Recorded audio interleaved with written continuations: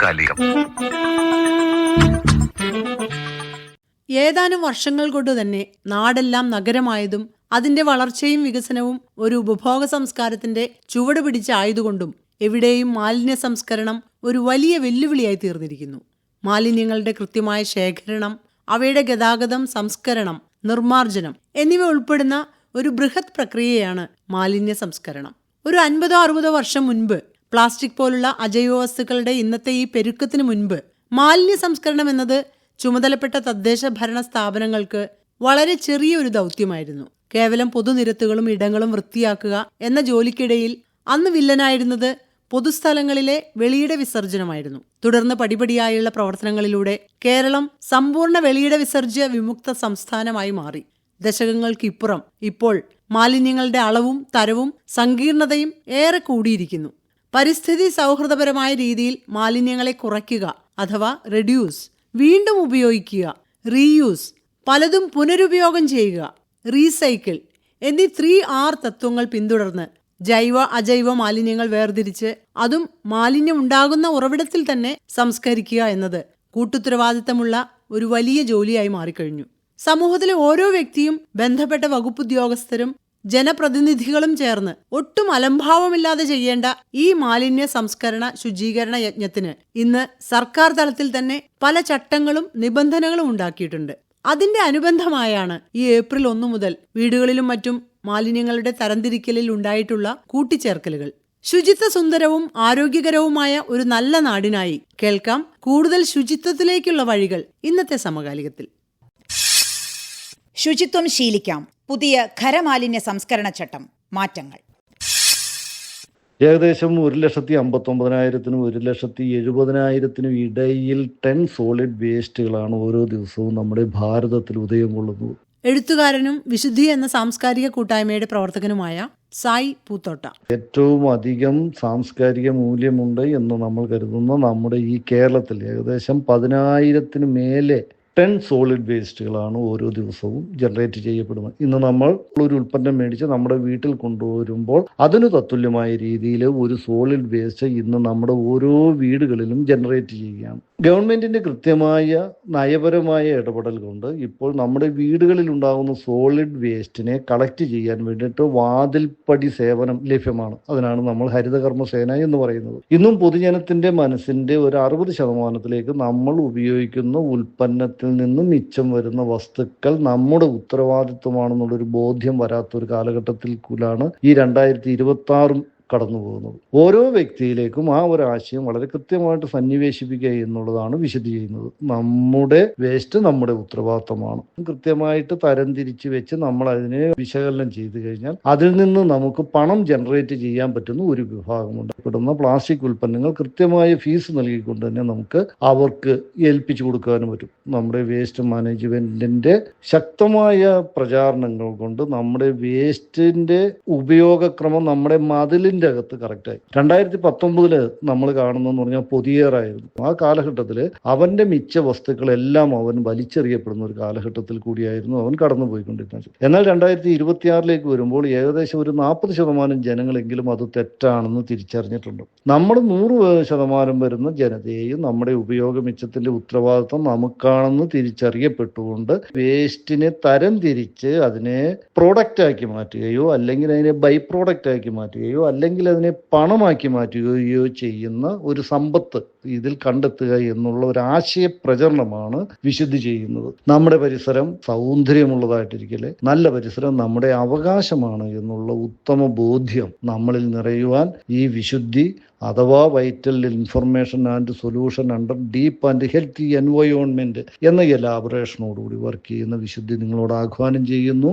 മാലിന്യ സംസ്കരണത്തെക്കുറിച്ച് നിലവിലെ നിയമങ്ങൾ ഉണ്ടായതിന് ഒരു ചരിത്രമുണ്ട്. നമ്മുടെ രാജ്യത്തെ മാലിന്യ സംസ്കരണ രംഗത്ത് വലിയ മാറ്റങ്ങൾ കൊണ്ടുവരുന്ന ഒരു സുപ്രധാന നിയമമാണ് സോളിഡ് വേസ്റ്റ് മാനേജ്മെന്റ് റൂൾസ് 2026 എന്ന് പറയുന്നത്. വിശദാംശങ്ങൾ നൽകുകയാണ് ജില്ലാ ശുചിത്വ mission assistant coordinator Liji KJ. 2026 April 1 മുതലാണ് ഈ പുതിയ ചട്ടങ്ങൾ പ്രാബല്യത്തിൽ വന്നിരിക്കുന്നത്. എന്നാൽ രാജ്യത്ത് ആദ്യമായി ഖരമാലിന്യ സംസ്കരണത്തിന് നിയമപരമായ ചട്ടങ്ങൾ കൊണ്ടുവരുന്നത് 2000-ലാണ്. അത് municipal solid waste management and handling rules ആണ്. ഈ ചട്ടങ്ങൾ പുതുക്കി കൂടുതൽ സമഗ്രമായൊരു നിയമം 2016 കൊണ്ടുവരുന്നത്. ഈ റൂൾസ് പ്രകാരം ഗ്രാമപ്രദേശങ്ങൾ ഉൾപ്പെടെ എല്ലാ മേഖലകളിലും ഇത് ബാധകമാക്കി. കൂടാതെ മാലിന്യം തരം തിരിക്കൽ നിർബന്ധമാക്കുന്നതും solid waste management rules 2016 2016 solid waste management റൂൾസിന്റെ ഒരു അപ്ഡേറ്റഡ് വേർഷനാണ് 2026 സോളിഡ് വേസ്റ്റ് മാനേജ്മെന്റ് റൂൾസ്. ഇതുവരെ നമ്മൾ മാലിന്യം പ്രധാനമായിട്ടും 2 വിഭാഗമായിട്ടാണ് തരംതിരിച്ചിരുന്നത്. ഒന്ന് ജൈവവും മറ്റൊന്ന് അജൈവവും. എന്നാൽ പുതിയ നിയമപ്രകാരം ഓരോ വീടും സ്ഥാപനവും മാലിന്യം 4 വിഭാഗങ്ങളായിട്ട് വേർതിരിക്കണം. അതിനായി 4 നിറത്തിലുള്ള ബിന്നുകളും നിർബന്ധമാണ്. ഇതിൽ ഒന്നാമത്തേത് പച്ച നിറത്തിലുള്ള ബിന്നുകളാണ്. ഈ ബിന്നിൽ നിക്ഷേപിക്കേണ്ടത് ജൈവ മാലിന്യങ്ങളാണ്. ഭക്ഷണാവശിഷ്ടങ്ങൾ, പഴം, പച്ചക്കറി തൊലികൾ, പൂക്കൾ, ഇലകൾ തുടങ്ങി മണ്ണിനോട് അലിഞ്ഞു ചേരുന്ന മാലിന്യങ്ങളാണ്. രണ്ടാമത്തേത് നീല ബിന്നാണ്. അത് അജൈവ മാലിന്യങ്ങൾ നിക്ഷേപിക്കുന്നതിനുള്ള ബിന്നാണ്. Plastic, paper, glass, metal, rubber തുടങ്ങിയവയാണ് അജൈവ മാലിന്യങ്ങൾക്ക് ഉദാഹരണം. മൂന്നാമത്തേത് ചുവന്ന കളറിലുള്ള ബിന്നാണ്. സാനിറ്ററി മാലിന്യങ്ങൾക്ക് വേണ്ടിയിട്ടാണ് ചുവന്ന ബിന്നുകൾ. ഡയപ്പർ, സാനിറ്ററി നാപ്കിൻ, ബാഡ്ജസ്, കോണ്ടം തുടങ്ങിയവ ഇതിൽ നിക്ഷേപിക്കണം. നാലാമതായി വരുന്നത് കറുപ്പ് നിറത്തിലുള്ള ബിന്നുകളാണ്. ഇത് ഹസാഡസ് വേസ്റ്റ്, അതായത് അപകടകരമായ മാലിന്യങ്ങൾ നിക്ഷേപിക്കുന്നതിനുള്ള ബിന്നുകളാണ്. പഴയ മരുന്നുകൾ, ബാറ്ററികൾ, ബൾബുകൾ, പെയിന്റ് ക്യാനുകൾ, തെർമോമീറ്റർ തുടങ്ങിയവയാണ് അപകടകരമായ മാലിന്യങ്ങൾക്ക് ഉദാഹരണം. ഇവ പ്രകൃതിക്കും മനുഷ്യർക്കും ദോഷകരമായതിനാൽ പ്രത്യേകം കൈകാര്യം ചെയ്യേണ്ടതാണ്. സോളിഡ് വേസ്റ്റ് മാനേജ്മെന്റ് റൂൾസ് 2026 പ്രകാരം ഇനി മുതൽ എല്ലാ വീടുകളും സ്ഥാപനങ്ങളും ഈ 4 വിഭാഗങ്ങളായി തന്നെ മാലിന്യം വേർതിരിച്ച് കൈമാറേണ്ടതാണ്. തരംതിരിക്കാത്ത മാലിന്യം ശേഖരിക്കാതിരിക്കാനുള്ള അധികാരം ശുചീകരണ തൊഴിലാളികൾക്കോ അല്ലെങ്കിൽ ഇത് ശേഖരിക്കുന്ന ആളുകൾക്കോ ഉണ്ടായിരിക്കും. അതിനോടൊപ്പം തന്നെ ഈ നിയമം ലംഘിക്കുന്നവർക്കും തെറ്റായ വിവരങ്ങൾ നൽകുന്നവർക്കും പിഴ ചുമത്താൻ തദ്ദേശ സ്വയംഭരണ സ്ഥാപനങ്ങൾക്ക്, അതായത് പഞ്ചായത്തുകൾക്കും മുനിസിപ്പാലിറ്റികൾക്കും കോർപ്പറേഷനുകൾക്കും അധികാരമുണ്ടായിരിക്കും. അതിനോടൊപ്പം തന്നെ എടുത്തു പറയേണ്ടുന്ന ഒന്നാണ് ബൾക്ക് വേസ്റ്റ് ജനറേറ്റേഴ്സിനെ സംബന്ധിച്ചുള്ള പരാമർശം. ഈ റൂൾസ് പ്രകാരം മാലിന്യ സംസ്കരണത്തിന്റെ എല്ലാ ഘട്ടങ്ങളും നിരീക്ഷിക്കാൻ ഒരു കേന്ദ്രീകൃത ഓൺലൈൻ പോർട്ടൽ നിലവിൽ വരും. നമുക്കറിയാം, നമ്മുടെ രാജ്യത്ത് ദിനംപ്രതി ഉണ്ടാകുന്ന മാലിന്യത്തിന്റെ അളവ് വളരെ കൂടുതലാണ്. ഇത് ശരിയായ രീതിയിൽ കൈകാര്യം ചെയ്യാത്ത പക്ഷം നമ്മുടെ ഭൂമിയും ജലവും എല്ലാം മലിനമാകും. അതിനോടൊപ്പം തന്നെ ആരോഗ്യ പ്രശ്നങ്ങളും വർദ്ധിക്കും. ഇതിന്റെ എല്ലാം ഒരു പ്രതിഫലനം നമ്മുടെ കാലാവസ്ഥയിലും ഉണ്ടാകും. അതുകൊണ്ട് തന്നെ ഉറവിടത്തിൽ തന്നെ മാലിന്യം സംസ്കരിക്കുക എന്നത് വളരെ നിർണായകമായ കാര്യമാണ്. ശുചിത്വം എന്നത് ഒരു വ്യക്തിയുടെ മാത്രം ഉത്തരവാദിത്വമല്ല, അത് സമൂഹത്തിന്റെ കൂട്ടായിട്ടുള്ള ഒരു ശ്രമമാണ്. ഈ നിയമം നമ്മുടെ ജീവിതത്തിൽ ചെറിയ മാറ്റങ്ങളാണ് ആവശ്യപ്പെടുന്നത്. പക്ഷേ ഈ മാറ്റങ്ങളുടെ അനന്തരഫലം എന്ന് പറയുന്നത് വളരെ വലുതാണ്. വീടുകളിലും സ്ഥാപനങ്ങളിലും തന്നെ ഈ 4 ബിന്നുകൾ ഒരുക്കുക, നമ്മുടെ കുട്ടികളെയും കുടുംബാംഗങ്ങളെയും ഇതിലേക്ക് പരിശീലിപ്പിക്കുക. അതിനോടൊപ്പം തന്നെ പ്ലാസ്റ്റിക് ഉപയോഗം കുറയ്ക്കുക. മാലിന്യം ഉൽപ്പാദിപ്പിക്കുന്നവരുടെ ഉത്തരവാദിത്വം തന്നെയാണ് അവരെ ആപത്തല്ലാത്ത രീതിയിൽ ആ മാലിന്യം സംസ്കരിക്കുക എന്നുള്ള ഒരു കർത്തവ്യബോധം ആളുകളുടെ ഇടയിൽ ഉണ്ടാക്കിയെടുക്കുവാൻ ഒരുപാട് ക്ലാസുകളും ട്രെയിനിങ് പ്രോഗ്രാമുകളും ബോധവൽക്കരണ പരിപാടികൾ നടത്തേണ്ടി വന്നു. ഫ്ളാറ്റുകൾ കേന്ദ്രീകരിച്ച് ഖരമാലിന്യ സംസ്കരണ പദ്ധതികൾ നിർവഹിക്കുന്ന ഒരു സ്ഥാപനത്തിന്റെ chief operations manager Joby Jacob. 13,000-ഓളം ബിൽഡേഴ്സിന്റെ സംഘടനയാണ്. ബിൽഡേഴ്സിന്റെ സംഘടന ആയതുകൊണ്ട് തന്നെ ഫ്ളാറ്റുകളിലെ മാലിന്യങ്ങൾ സംസ്കരിക്കുക എന്നുള്ളതായിരുന്നു ആദ്യത്തെ ലക്ഷ്യം. കഴിഞ്ഞ 2007 മുതൽ 2026 വരെ 19 വർഷം കൊണ്ട് ഏകദേശം 750ഓളം അപ്പാർട്ട്മെന്റ് കോംപ്ലക്സുകളിൽ ഉറവിട ജൈവമാലിന്യ സംസ്കരണം നടത്തി വരുന്നു. കവറുകളിൽ കൊടുത്തുകൊണ്ടിരുന്ന മാലിന്യത്തെ 2 ബക്കറ്റിലേക്ക് ആക്കുന്ന രീതിയിൽ തുടക്കത്തിൽ നമ്മൾ തുടങ്ങി വെച്ചു. പിന്നീട് അത് 3 ബക്കറ്റായിട്ട് മാറി. ജൈവ മാലിന്യങ്ങൾ ഒരു ബക്കറ്റിലും അജൈവ മാലിന്യങ്ങൾ മറ്റൊരു ബക്കറ്റിലും സാനിറ്ററി മാലിന്യങ്ങൾ മറ്റു 3ാമത്തെ ബക്കറ്റിലുമായിട്ട് തരംതിരിച്ചു തുടങ്ങി. ഒരുപാട് സ്കൂളുകളിൽ എഡ്യൂക്കേഷണൽ അവയർനെസ് പ്രോഗ്രാം നടത്തുകയുണ്ടായി. കാരണം മാലിന്യം സംസ്കരിക്കുന്ന കാര്യം വീട്ടിൽ നടപ്പിലാക്കുന്നത് പറയുമ്പോൾ പേരൻസിനേക്കാൾ കൂടുതൽ ഉത്തരവാദിത്വം കുട്ടികൾക്കുണ്ട് എങ്കിൽ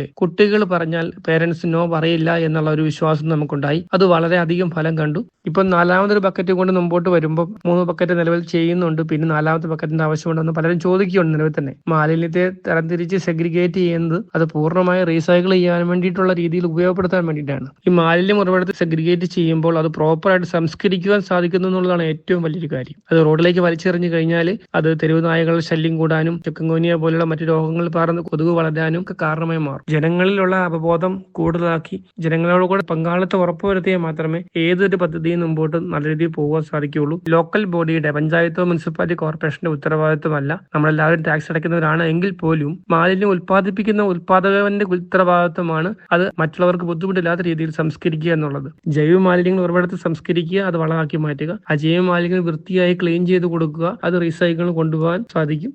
നമ്മൾക്ക് ഫുഡ് വേസ്റ്റ്, പ്ലാസ്റ്റിക് വേസ്റ്റില് സാധാ പ്ലാസ്റ്റിക്, ചിരട്ട, തുണി, ചില്ല്, ലെതർ അങ്ങനെ തരം തിരിച്ചെടുക്കണം. വീടുകളിലെ വേസ്റ്റ് തരംതിരിക്കുന്നതിനെ കുറിച്ച് ഹരിതകർമ്മസേനയിലെ അംഗവും ഇടപ്പള്ളി സ്വദേശിനിയുമായ ശാരദയ്ക്കുമുണ്ട് പറയാൻ. 3 മാസം കൂടുമ്പോ ചിരട്ട, തുണി ഇടവേളകളിൽ അങ്ങനെ എടുക്കാറുണ്ട്. നമ്മൾ ഹെൽത്ത് ഓഫീസർ വഴി ഡിവിഷൻ കൗൺസിലർക്കും റെസിഡൻസ് ഏരിയകൾക്കും മെസ്സേജ് ഗ്രൂപ്പ് ഉണ്ട്. ഞാൻ 18 വർഷമായതാണ്. പൊതുജനങ്ങളായിട്ട് ഇടപെടുന്ന ആൾക്കാർക്ക് നല്ല ഈസി ആയിട്ട് ജോലി ചെയ്യാം. അതായത് ഹരിതകർമ്മസേന കുടുംബശ്രീ വഴിയായിട്ട് രജിസ്റ്റർ ചെയ്ത് നമ്മൾ കറക്റ്റ് ആയിട്ട് ഇൻഫർമേഷൻ കൊടുക്കുന്ന ആൾക്കാർക്ക് ഒരു ബുദ്ധിമുട്ടുമില്ല. നമ്മൾ 1-2 ദിവസം പറഞ്ഞും കൊടുക്കും, നമ്മൾ ചെയ്തും കൊടുക്കും. ചിലപ്പോൾ ഫുഡിന്റെ അകത്ത് അവർ മേടിച്ചുകൊണ്ട് തന്നെ ഈ കണ്ടെയ്നർ, അതിന്റെ കവറുകൾ ഒക്കെ ഇടുമ്പോൾ അവരോട് പറയും, ഇന്ന പോലെ കണ്ടെയ്നർ ഫുഡ് അതിനകത്തേക്ക് ഇട്ടിട്ട് ഇത് കഴുകി വാഷ് ചെയ്ത് നിങ്ങൾ പ്ലാസ്റ്റിക്കിന്റെ ഒപ്പം വെക്കണമെന്ന് പറയും. നന്നായത് ഉണങ്ങാതെ തന്നെ അത് ഒരു വീട്ടുകാർ തന്നെ ഇടും. എനിക്ക് അവരെ ഒന്നും കോൺടാക്ട് ചെയ്യാനില്ല. ഉണങ്ങാതെ തന്നാൽ നമ്മൾക്ക് ഈ സാധനം വെയിറ്റും കൂടും. പിന്നെ നമ്മൾ ഇത് പ്ലാസ്റ്റിക് കമ്പനികളിലേക്ക് കയറ്റിവിടാൻ നമ്മൾക്ക് ബുദ്ധിമുട്ടായിരിക്കും. ഉണങ്ങാതെ സാധനം കയറി പോകത്തില്ല.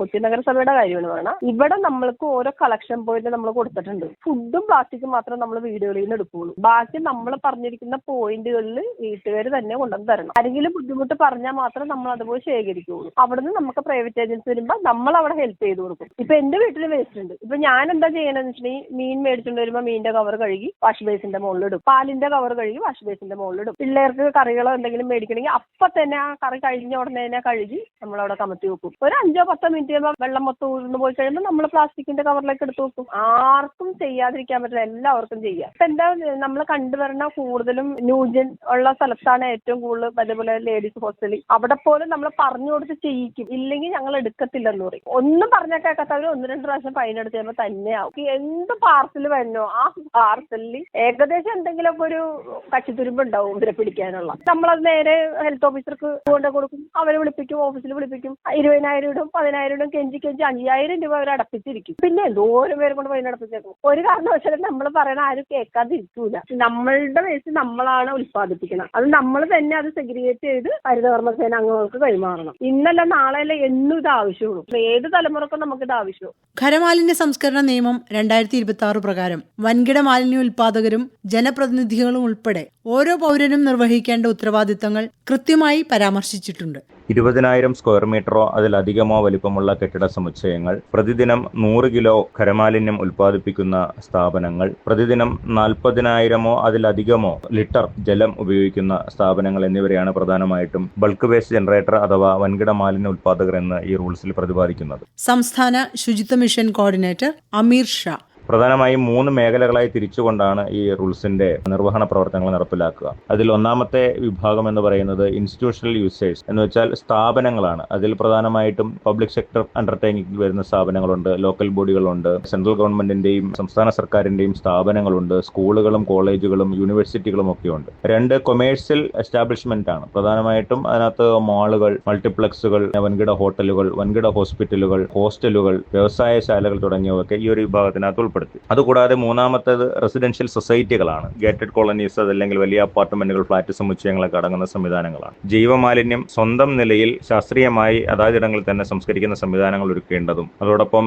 അജൈവ മാലിന്യം അത് പ്രത്യേകമായി തരംതിരിച്ച് യൂസർ ഫീസ് സഹിതം തദ്ദേശ സ്വയംഭരണ സ്ഥാപനങ്ങൾ ഒരുക്കുന്ന സംവിധാനത്തിലേക്ക് കൈമാറേണ്ടതുമാണ്. സംസ്കരിക്കുന്നതിനും ശാസ്ത്രീയമായി കൈമാറുന്നതിനുമുള്ള സംവിധാനങ്ങൾ ബൾക്ക് വേസ്റ്റ് ജനറേറ്റർമാർ സ്വന്തം നിലയിൽ ഒരുക്കുകയും അതിനാവശ്യമായ രജിസ്ട്രേഷനുകൾ തദ്ദേശ സ്വയംഭരണ സ്ഥാപനങ്ങളും സംസ്ഥാന മലിനീകരണ നിയന്ത്രണ ബോർഡ് മുഖാന്തരം കരസ്ഥമാക്കുകയും ചെയ്യണം. അത്തരത്തിൽ നിർബന്ധിതമായി ഇത്തരം സംവിധാനങ്ങളിലൂടെ കടന്നുപോകുന്ന സ്ഥാപനങ്ങൾക്ക് മാത്രമേ തുടർന്ന് പ്രവർത്തനാനുമതി ഉണ്ടാവുകയുള്ളൂ എന്നുള്ളതാണ് ഈ റൂൾസിലെ പ്രധാനപ്പെട്ട പ്രതിപാദിച്ചിരിക്കുന്ന വിഷയം. ഈ റൂൾസിൽ പ്രധാനമായും കൂട്ടിച്ചേർക്കപ്പെട്ടിട്ടുള്ള ഒരു ഘടകം എന്ന് പറയുന്നത് ജനപ്രതിനിധികൾക്ക് അവരുടേതായിട്ടുള്ള ഉത്തരവാദിത്തം പരിസ്ഥിതി സംരക്ഷണത്തിലും മാലിന്യ സംസ്കരണത്തിലും ഉണ്ട് എന്നുള്ളതാണ്. അത് കൃത്യമായി വ്യവസ്ഥ ചെയ്യുന്ന ഒരു ഉത്തരവായി കൂടി ഈ റൂൾസിനെ നമുക്ക് കണക്കാക്കാവുന്നതാണ്. തദ്ദേശ സ്വയംഭരണ സ്ഥാപനങ്ങളിലെയും അതുപോലെ തന്നെ നിയമ സംവിധാനങ്ങളിലേക്ക് വന്നിട്ടുള്ള എല്ലാ വിഭാഗത്തിൽപ്പെടുന്ന ജനപ്രതിനിധികൾ, ജില്ലാ പഞ്ചായത്ത് ഉൾപ്പെടെയുള്ള ഘടകങ്ങളിൽപ്പെടുന്ന ജനപ്രതിനിധികൾക്കെല്ലാം തന്നെ നിശ്ചിതമായ റോള് അല്ലെങ്കിൽ അവരുടെ ചുമതലകൾ മാലിന്യ സംസ്കരണവുമായി ബന്ധപ്പെട്ട് നിർവഹിക്കേണ്ടതുണ്ട്. അത് അവരുടെ ഉത്തരവാദിത്തമാണ് എന്നുകൂടി ഈ ഉത്തരവിൽ കൃത്യമായി മെൻഷൻ ചെയ്യുന്നുണ്ട്. പ്രധാനമായും പറഞ്ഞാൽ നമ്മുടെ ജലസ്രോതസ്സുകളെ വൃത്തിയായി സൂക്ഷിക്കുക, നമ്മുടെ മണ്ണിനെ വൃത്തിയായി സൂക്ഷിക്കുക, നമുക്ക് ശുദ്ധമായുള്ള ഒരു അന്തരീക്ഷം സൃഷ്ടിക്കുക എന്ന രീതിയിലേക്ക് നമ്മുടെ ഒരു എൻവയോൺമെന്റിനെ ആകെ മാറ്റിയെടുക്കുന്നതിന് ഈ റൂൾസ് പ്രധാനമായ ഒരു പങ്ക് വഹിക്കുന്നു എന്നുള്ളതാണ്. രാജ്യത്തിന്റെ എല്ലാ ഘടകങ്ങളിലും എല്ലാ സംവിധാനങ്ങളിലുമുള്ള എല്ലാ തലങ്ങളിലുമുള്ള നിയമ സംവിധാനങ്ങൾ ഇതിന്റെ പാലനത്തിനായി 2026 സോളിഡ് വേസ്റ്റ് മാനേജ്മെന്റ് റൂൾസിന്റെ പാലനത്തിനായി നിർബന്ധിത സേവനം ചെയ്യണമെന്നുള്ളത് ഇതിന്റെ ഒരു പ്രത്യേകതയായിട്ട് വന്നിട്ടുണ്ട്. അതുകൊണ്ട് തന്നെ നമ്മുടെ രാജ്യത്തെ അല്ലെങ്കിൽ നമ്മുടെ കേരളം പോലെയുള്ള നമ്മുടെ ഈ ഒരു സംസ്ഥാനത്തെ സമ്പൂർണ്ണ മാലിന്യമുക്തമാക്കി ഒരു വൃത്തിയുള്ള സംസ്ഥാനമാക്കി മാറ്റുന്നതിന് ഈ റൂൾസ് വളരെയധികം പ്രയോജനപ്പെടും എന്ന് തന്നെയാണ് കരുതുന്നത്. Waste is A resource in the wrong place. തെറ്റായ ഒരു സ്ഥലത്തുണ്ടാകുന്ന ഒരു വിഭവമാണ് മാലിന്യമെന്ന് പലരും അതിനെ നിർവചിക്കാറുണ്ട്. പൊതുസ്ഥലങ്ങളിലും ജലാശയങ്ങളിലും മാലിന്യം വലിച്ചെറിയുന്നത് മലയാളിയുടെ വലിയ ദുശ്ശീലങ്ങളിലൊന്നാണ്. കേരളത്തിലെ ഏകദേശം 65-70 ലക്ഷം തുറന്ന കിണറുകളിൽ 83% ശുദ്ധമല്ലെന്നും അവയിൽ ഈക്കോളി ബാക്ടീരിയയുടെ സാന്നിധ്യം വളരെ കൂടുതലാണെന്നും പഠനങ്ങൾ തെളിയിച്ചിട്ടുണ്ട്. സെപ്റ്റേജ് വേസ്റ്റ് ഇന്നും നമ്മുടെ ഒരു വലിയ പ്രശ്നമായി തന്നെ തുടരുകയാണ്. ആരോഗ്യ പരിപാലനവും പരിസര ശുചീകരണവും മാലിന്യ സംസ്കരണവും എല്ലാം പരസ്പരം ഇഴചേർന്നിരിക്കുന്ന ഘടകങ്ങളാണ്. അത് ഏതെങ്കിലും സ്ഥാപനങ്ങളുടെയോ അധികാരികളുടെയോ കർത്തവ്യം മാത്രമായി ഒതുക്കാനാകില്ല. സംവിധാനം നൽകുന്ന ചട്ടങ്ങളെയും സൗകര്യങ്ങളെയും നാം യഥോചിതം ഉപയോഗപ്പെടുത്തുന്നുണ്ടോ? നമ്മുടെ വീട്ടിലും അടുക്കളയിലും നാം ഉണ്ടാക്കുന്ന മാലിന്യം അവിടെ തന്നെ വേണ്ടവിധം സംസ്കരിക്കാൻ നമുക്ക് മനസ്സുണ്ടാകണം. ഹരിതകർമ്മസേന പോലെ ബന്ധപ്പെട്ടവർ നൽകുന്ന നിബന്ധനകൾ കൃത്യമായി പാലിച്ചു നീങ്ങിയാൽ എക്കാലത്തും നമുക്ക് കീറാമുട്ടിയായി നിലനിന്നിരുന്ന മാലിന്യ സംസ്കരണം എന്ന വലിയ പ്രഹേളികയ്ക്ക് ഉത്തമ പരിഹാരമുണ്ടാകും. ഇക്കാര്യത്തിൽ വിട്ടുവീഴ്ചയില്ലാതെ ഓരോ വ്യക്തിയും പ്രവർത്തിച്ചേ മതിയാകൂ. കാരണം ശുചിത്വം എന്നത് ഒരു സംസ്കാരമാണ്. ശുചിത്വം ശീലിക്കാം. പുതിയ ഖരമാലിന്യ സംസ്കരണ ചട്ടം. മാറ്റങ്ങൾ. നിർവഹണം റിയാസ് കളപ്പുരയിൽ. സഹകരണം ഷൈജി ടോണി. അവതരണം ആകാശവാണി കൊച്ചി FM 102.3.